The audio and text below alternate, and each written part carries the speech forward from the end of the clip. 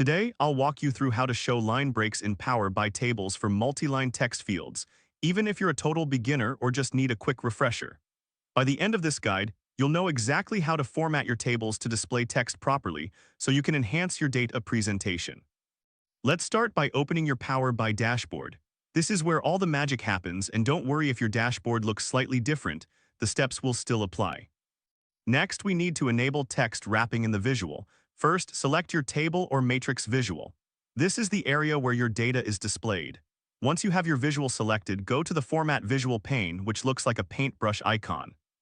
Now expand the Values section. Here you will find an option labeled Text Wrap. Turn this setting to On. This simple adjustment allows your text to break into multiple lines, making it much easier to read. The next step is to ensure that line break characters are present in your data.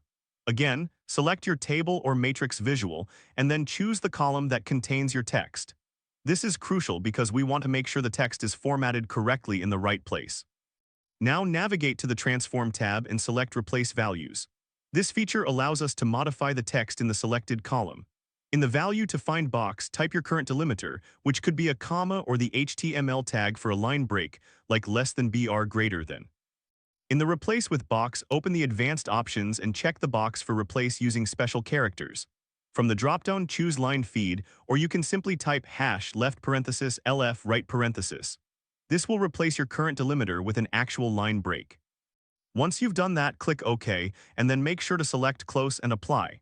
This will save your changes and update your visual with the new formatting. And there you have it. You've successfully shown line breaks in your Power by table for multi-line text fields. This not only improves the readability of your data, but also enhances the overall presentation of your reports. If this helped you out, please give the video a thumbs up. If you run into any issues, leave a comment below. Subscribe for more actionable guides. Thanks for watching.